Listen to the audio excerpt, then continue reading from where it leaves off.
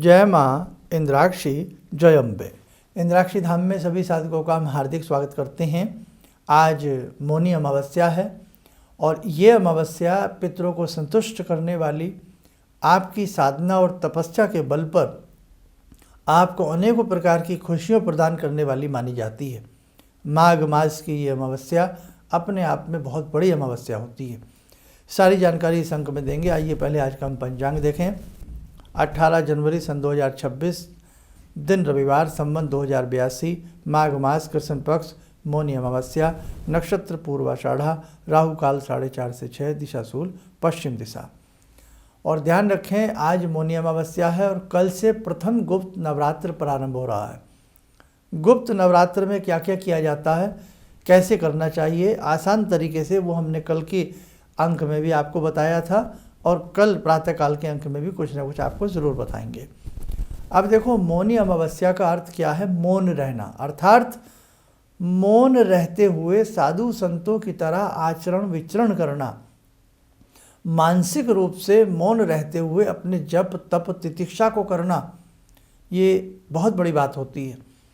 कोई भी साधना की जाती है वो बहुत गुह्य तरीके से, बहुत मौन होकर के, शांत चित्त होकर के, मानसिक मौन, शब्दों का मौन नहीं, मन का मौन, मन में उठने वाली हलचलों का मौन, इन सब का मौन रखते हुए जो भी साधक बहुत अच्छे से आज की इस विशेष अमावस्या में जप तप करता है उसका कल्याण अवश्य होता है।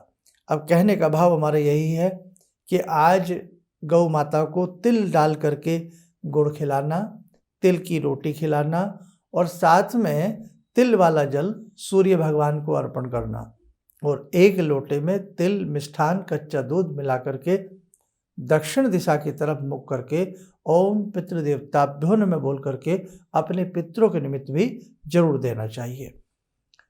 आसपास कोई यज्ञशालाएं हों, मंदिर हों, वहाँ जाकर के हवन की सामग्री भी आज के दिन देना, यज्ञशाला में अग्नि का प्रबंध करना बहुत ही शुभ माना जाता है। और आज आप देखते ही हैं प्रयागराज में जो कल्पवास लोग करते हैं, किस प्रकार से मौनी अमावस्या करते हैं, स्नान करते हैं और अपनी तप तितिक्षा को बहुत बढ़ाते हैं। प्रयागराज, उसी के साथ गंगा सागर, एक बड़े भव्य मेलों जैसा आयोजन वहाँ पर हो जाता है। तो कहने का भाव, आपसे आज का दिन अति कीमती है। आपके पितृ यदि आपसे रुष्ट हैं, आपकी जन्मांक में यदि पितृदोष है, तो उनके नाम से भी फल बांटना, मिष्ठान बांटना, कंबल बांटना, जो भी आपसे बन सके आप अपने पितरों के निमित्त भी आज के दिन कर सकते हैं। ये अमावस्या अपने आप में एक बहुत बड़ी अमावस्या होती है। सूर्य के मकर में प्रवेश करना, साथ में मौनी अमावस्या होना और मौनी अमावस्या से ठीक अगले दिन नवरात्र का प्रारंभ होना। हमारे गुप्त नवरात्र गुप्त साधनाओं को उजागर करते हैं और जो भी साधना गुप्त रूप से की जाती है, वास्तव में वो साधना विशेषताओं से भरी होती है। तो साधकों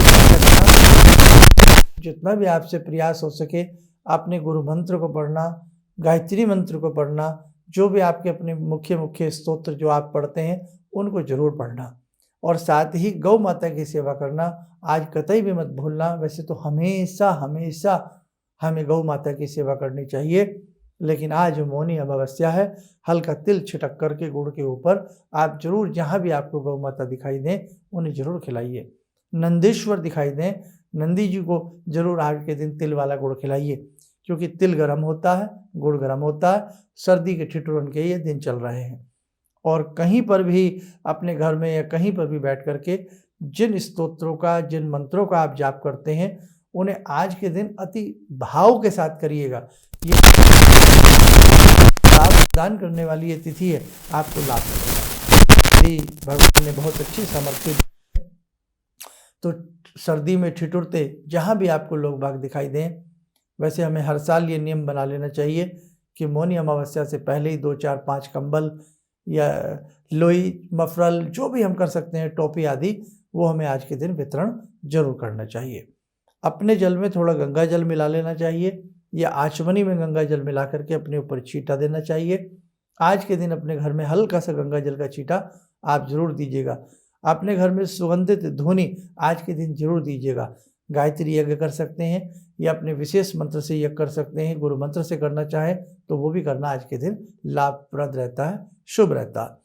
और पितरों के नाम से दक्षिण दिशा में 1 लोटा जल जरूर दीजिएगा, ओम पितृदेवताभ्यो नमः बोलते हुए। तो कहने का भाव, बाकी तो मौनी अमावस्या विशेषांक हमने बनाया था, उसमें आपको सारी चीज़ें हमने बताई थी। और बेटा एक अति विशेष सूचना, आप केवल कभी भी किसी एक तिथि में प्रसन्न ना हो कि बस आज कर लो और कल भूल जाओ। नहीं साहब, हमें अच्छे कर्म पल पल करने चाहिए, प्रतिदिन करने चाहिए। अपनी साधना हमें प्रतिदिन बढ़ानी चाहिए। अपना मंत्र हमें प्रतिदिन अच्छे से करना चाहिए, गुरु मंत्र अच्छे से करना चाहिए। और अपने गुरु मंत्र को करते हुए मानसिक रूप से अपने गुरुदेव को प्रणाम करना चाहिए। हर दिन की भक्ति ही आपको आगे ले जाती है। पल पल क्षण क्षण जुड़ते हुए एक बहुत बड़ा खजाना इकट्ठा हो जाता। एक पहलवान प्रतिदिन अच्छे से पहलवानी करे, अच्छे से दंड बैठक उठक बैठक करे, शन शन उसका शरीर बलवान होने लगता। एक बच्चा, एक स्टूडेंट रोज अपने अभ्यास को करे, पाठ पढ़े, अच्छे से मेहनत करे, एग्जाम टॉप करता। वैसे ही एक साधक यदि प्रतिदिन ऐसा ना सोचे कि वो तिथि आएगी तभी हम पाठ करेंगे, तभी हम दान करेंगे, नहीं, हमें प्रतिदिन जो भी अच्छी भावनाओं के साथ दान पुण्य भी करना चाहिए। अपनी साधना को प्रतिदिन प्रबल बनाना चाहिए, ताकि जब इस प्रकार की विशेष तिथियां में वो हमें पुण्य प्रदान करें। तो ध्यान रखना, एक दिन की साधना और एक दिन के दान से भी कुछ नहीं होने वाला।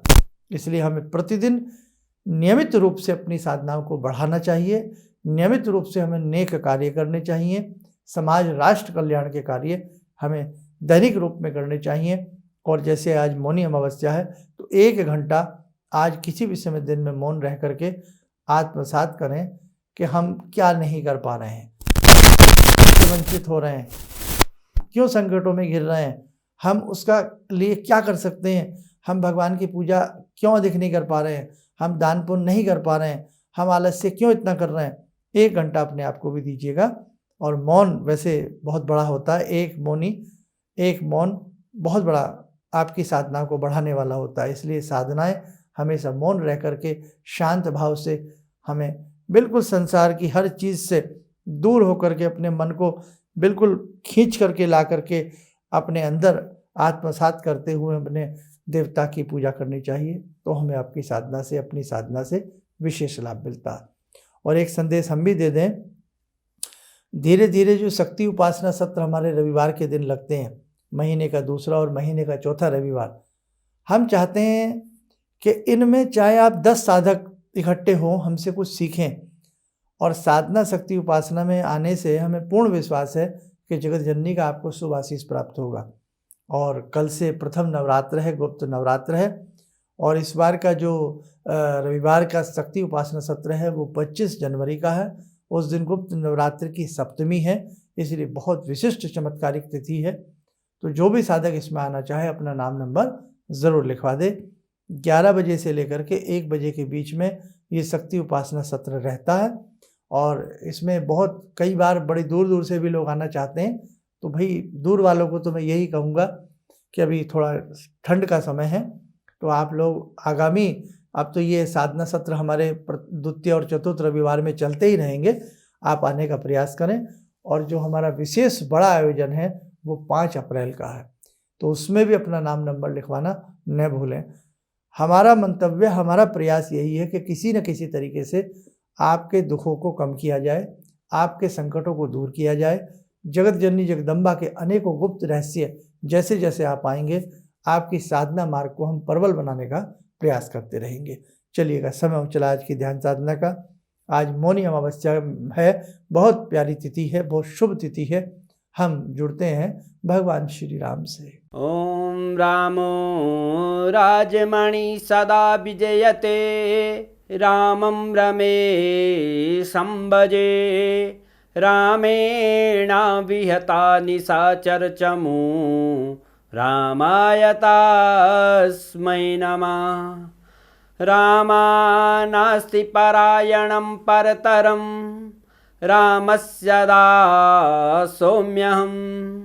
रामे चित्तलया सदा भवतु मे भो राम मामुद्धर।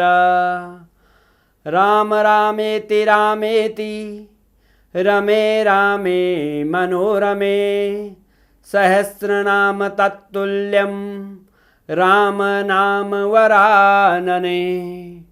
आदो राम तपोवनं दिगमनं हत्वा मृगं काञ्चनं वैदेहीहरणं जटायुमरणं सुग्रीवसंभाषणं बाले निग्रहणं समुद्रतरणं लङ्कापुरे दाहनं पश्चात् रावणकुम्भकर्णहननम् एतद्धि रामायणम्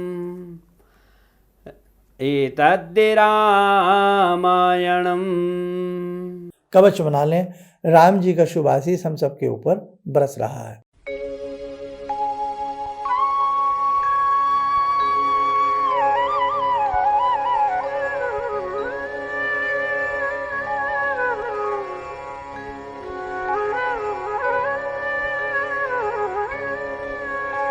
ओम बोलते हुए नेत्र खोलें, सामान्य हो जाए। बाकी शक्ति उपासना सत्र की हमने आपको जानकारी दे दी। जो विशेष बड़ा आयोजन है 5 अप्रैल का, उसकी आपको जानकारी दे दी। और आज आपसे जितना भी बन सके, ये मत सोचना कि हमारे पास बहुत पैसे नहीं, हम दान नहीं कर सकते, हम बहुत बड़ी पूजा नहीं कर सकते। बेटा वही गिलहरी वाली बात है कि जैसे राम जी जब सेतु बना रहे हैं तो गिलहरी भी अपनी पूंछ में रेत को वहाँ ले जा कर के छिटक रही है। तो हम गिलहरी ही बन के रहें, लेकिन हम कुछ ना कुछ करने का प्रयास जरूर करें। चलिएगा, आप सब लोग स्वस्थ रहें, सुखी रहें। इन्हीं शुभकामनाओं के साथ हम अपनी वाणी को विराम देते हैं। जय जय अम्बे। किसी भी समस्या के समाधान के लिए मिले प्रसिद्ध हस्तरेखा एवं वास्तु विशेषज्ञ प्रोफेसर धर्मेंद्र शर्मा जी से। नोट: शिविर में भाग लेने हेतु एवं व्यक्तिगत रूप से मिलने के लिए कॉल करने का समय सुबह 10 बजे से शाम 6 बजे तक। हमारे विभिन्न ज्ञानवर्धक कार्यक्रम देखने के लिए आप हमें अभी सब्सक्राइब करें, बेल आइकन को प्रेस करें ताकि आप देख सकें हमारा कार्यक्रम सबसे पहले। और अधिक जानकारी के लिए फेसबुक पेज को लाइक करना न भूलें।